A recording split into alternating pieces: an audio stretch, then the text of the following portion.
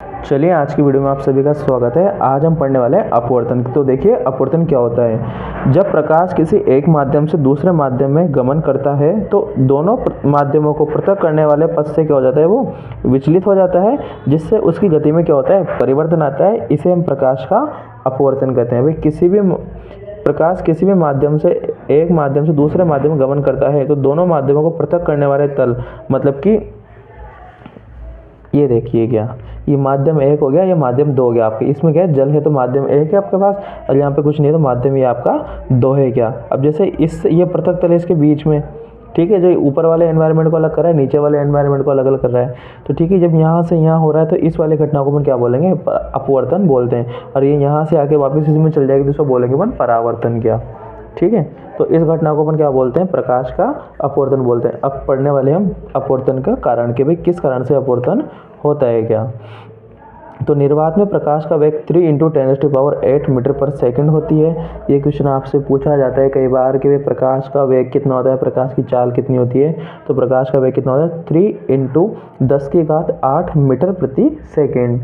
ठीक है, 1 सेकंड में वो इतना चाल चलती है क्या, ठीक है, होती है। जब प्रकाश किसी विरल माध्यम से, विरल मतलब कि नॉर्मल एनवायरनमेंट, जैसे कि वायु वाला एनवायरनमेंट है, ठीक है, जहाँ पे कुछ भी नहीं है, उसे बोलते हैं विरल माध्यम से सघन माध्यम। अब सघन माध्यम क्या होता है, जैसे कोई कांच हो गया, कोई जल वाला माध्यम हो गया, ये सब आते हैं सघन माध्यम में। प्रवेश करता है तो प्रकाश का वेग क्या हो जाता है, कम हो जाता है, जबकि प्रकाश की आवृत्ति वही रहती है। इस दौरान प्रकाश किरण अभिलंब की ओर क्या हो जाएगी, झुक जाएगी क्या, अभिलंब की ओर झुक जाती है। देखिए क्या होता है कि जैसे कि आपके पास ये है, ठीक है, ये मैंने, ठीक है, नीचे मैंने बना दिया जल वाला माध्यम, ठीक है। इस जल वाले माध्यम को अपन बोलते हैं सघन माध्यम, ठीक है। ऊपर कुछ भी नहीं है बिल्कुल, जैसा कि वायु है, ठीक है, तो इसको अपन बोलते हैं विरल माध्यम, विरल माध्यम, ठीक है। जब कोई भी प्रकाश की किरण ये विरल माध्यम से, ठीक है, विरल माध्यम से सघन माध्यम में प्रवेश करेगी। अब देखो यहाँ पे किसी प्रकार की कोई बाधा नहीं थी, यहाँ पे है जल आपके पास, यहाँ पे क्या है, जल है, तो जैसे इसकी स्पीड क्या हो जाएगी, कम हो जाएगी क्या। अब किसी भी चीज़ की स्पीड कम होगी तो ये क्या है, यहाँ पे अभिलंब है आपका, अभिलंब, ठीक है। तो क्या होगा, ये अभिलंब की ओर झुक जाती है क्या, कि जब भाई प्रकाश की किरण विरल माध्यम से सघन माध्यम में प्रवेश करती है तो उसकी चाल क्या हो जाती है, कम हो जाती है, इसलिए वो अभिलंब की ओर झुक जाती है और आवृत्ति वो की वही रहेगी क्या, ठीक है। तो ये क्या हो जाएगा, ये घटना अपवर्तन कहलाती है क्या। अगर अपन इसके विपरीत लें, जैसे कि यहाँ ऊपर अपन ने जल ले लिया, ठीक है, तो अब उसकी चाल क्या होगी, बढ़ेगी क्या।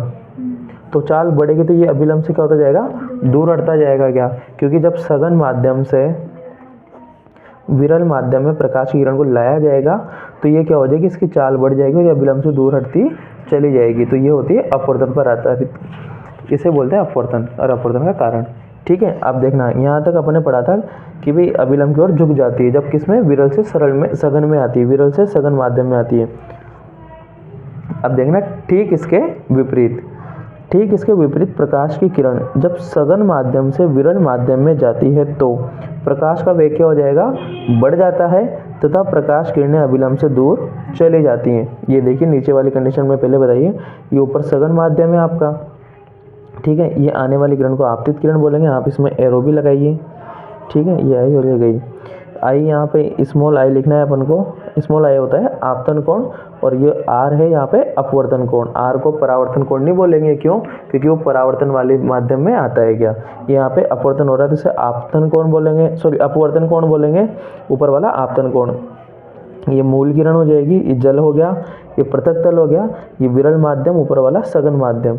नीचे लिखना आप इसमें सघन माध्यम से विरल माध्यम में अपवर्तन, ये इस प्रकार से सघन माध्यम से विरल माध्यम में अपवर्तन। तो ये था आपका अपवर्तन का पहला वाला डायग्राम। अब दूसरा देखिए, ये है आपके दूसरा वाला डायग्राम, ये है विरल माध्यम से सघन माध्यम में अपवर्तन। देखिए ऊपर वाला माध्यम है विरल माध्यम, ये है सघन माध्यम, ठीक है, नीचे वाला माध्यम। ये यहाँ पे अभिलंब हो जाएगा, यहाँ पे ये स्मॉल आई लिखना है आपको, ठीक है। ये आने वाली किरण है आपतित किरण, ठीक है। अब अगर ये इसमें इस प्रकार से जाए, ये बिल्कुल सीधी है, जबकि ये क्या हो जाती है, झुक जाती है। क्यों झुक जाती है, फिर मैंने जस्ट आपको बताया कि जब किरण विरल माध्यम से सघन माध्यम में प्रवेश करेगी तो अभिलंब की ओर क्या हो जाएगी, वो झुक जाएगी। अब क्यों झुकती है, क्योंकि इसकी चाल क्या हो जाएगी, कम हो जाएगी, इस कारण ये इसकी ओर झुक जाएगी। क्या ये अपवर्तन कोण है, ये आपतन कोण है, ये विरल माध्यम है, ये सघन माध्यम है, इसके नीचे जल भरा हुआ है, ये मूल किरण है। अपवर्तित, ये देखो आपतित किरण, और ये अपवर्तन के पश्चात अपवर्तित किरण होती है। वहाँ पे परावर्तित किरण होती थी, यहाँ पे अपवर्तित किरण। ये पृथक तल है जो इन दोनों को क्या कर रहा है, अलग अलग यहाँ पे डिवाइड कर रहा है। तो ये था आपके अपवर्तन।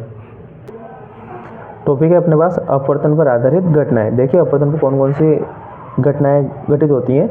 पानी पर लिए पानी से भरे पात्र का तल या पेंदा ऊपर उठा हुआ दिखाई देना। हमें दिखता है ना कि हम किसी भी चीज़ में पानी भरते हैं तो वो ऊपर आ जाता है, क्या उसका तला, तो वो भी किस पर आधारित घटना है, अपवर्तन पर आधारित है। पानी में रखिए पेंसिल का टेढ़ा दिखाई देना। आप इसमें पेंसिल रखो, चाहे कोई लकड़ी रखो या हाथ रखो, आपको बिल्कुल उठा हुआ दिखाई देता है, क्या टेढ़ा दिखाई देता है क्या, ठीक है। तो वो उसका रीज़न क्या है, अपवर्तन है।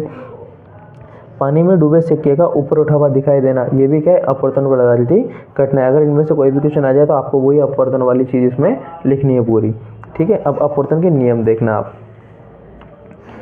तो अपवर्तन में पहला नियम है, अपवर्तन के दौरान आपतित किरण, अपवर्तित किरण और अभिलंब तीनों क्या होती हैं, एक ही तल पर स्थित होती हैं। परावर्तन में भी यही नियम था फर्स्ट वाला, ठीक है। ये अपवर्तन का पहला नियम है। अब अपवर्तन में दूसरा नियम है, उसको अपन स्नेल का नियम भी कहते हैं।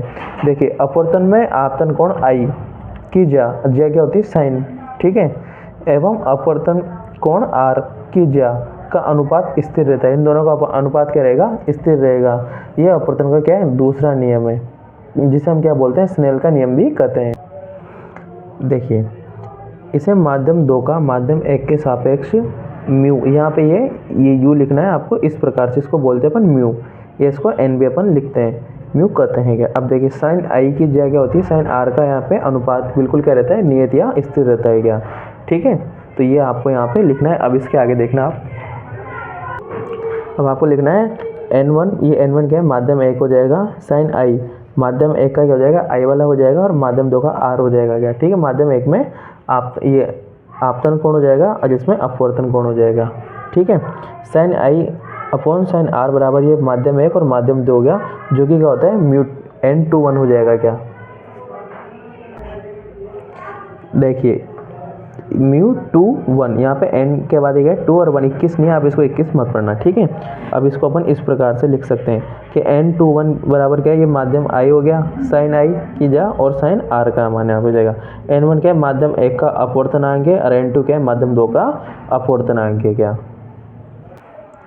तो इस प्रकार से अपवर्तन आपके कंप्लीट होता है। तो इस वीडियो में इतना ही। वीडियो को अच्छे से देखिए, आपको अपवर्तन में कहीं प्रॉब्लम नहीं आएगी, और हमारे चैनल के साथ जुड़े रहिए। तब तक के लिए धन्यवाद।